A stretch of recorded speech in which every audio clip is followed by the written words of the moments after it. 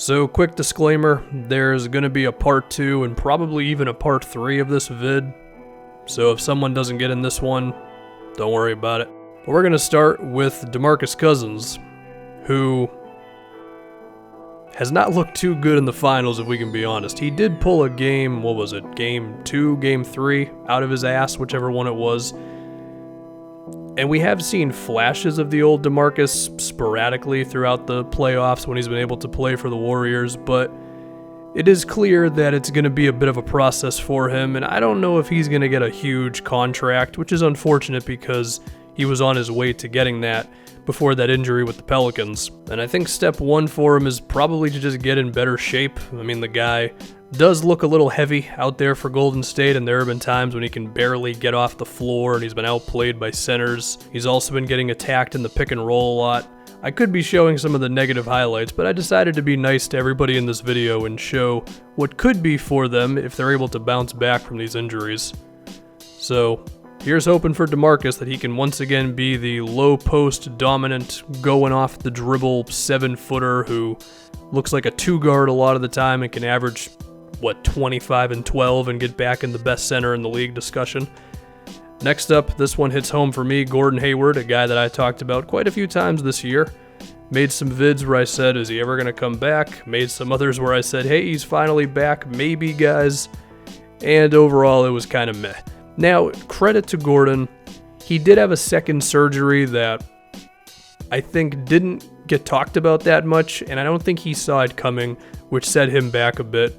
And he did get better as the season went along, but are the Celtics going to be able to rely on him to create offense next season? I'm going to assume yes, but even then I don't feel 100% about it. And of course the guy's getting paid max money and he's on this team for a few more seasons, so if he's not going to be that guy, then that is a pretty rough blow to have so much of your money tied up to a dude who's just a decent NBA player. I mean, the Celtics thought they were getting an all-star here, so we'll see what happens. The Celtics offseason is going to be very exciting, but I think it's safe to say Hayward's still going to be on the team. Now we look at Victor Oladipo. The Pacers have been making some news in free agency. They have a lot of cap space, and I think their plan is to at least attempt to get a second star in here and make Oladipo's day easier. But even if they brought everybody back, that could be a really awesome team as well. I mean, given how they didn't fall apart when Oladipo was out and they got all the way to the 4th seed, and yeah, they got swept in round 1 because it caught up to them eventually, but I'm just saying, if that team is pretty much the same and Oladipo's back, I wouldn't be surprised if they won over 50 games next season. Nate McMillan's gotten better as a coach, and Oladipo can be the thing that puts it all together next season. And again, we could be seeing another big-time shot maker in Indiana. We're going to have to see there.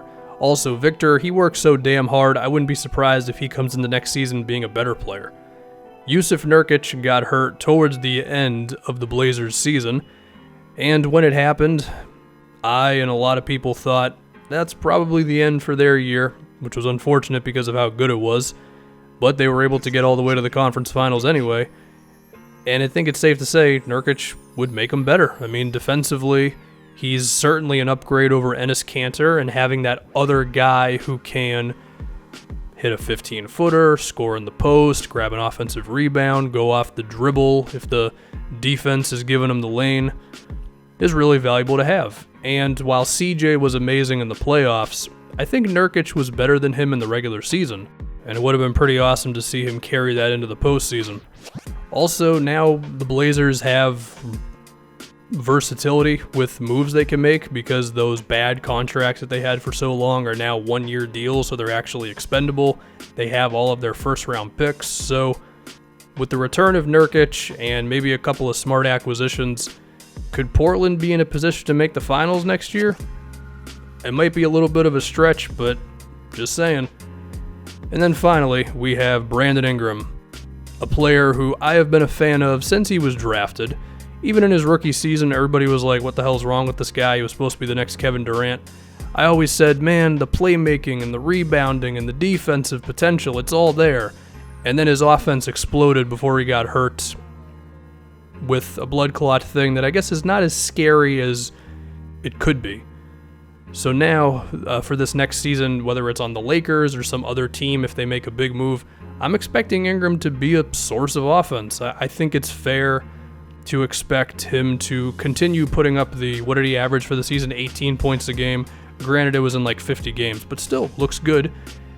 But I think he's going to bump up his efficiency a lot to where the advanced stats finally like him. Because when you dive into all the nerdy basketball reference stuff, the win shares per 48, the true shooting, all of that stuff hates Brandon Ingram. But when you watch the guy play basketball, I think you have to acknowledge the potential, and I think he's finally starting to put it all together.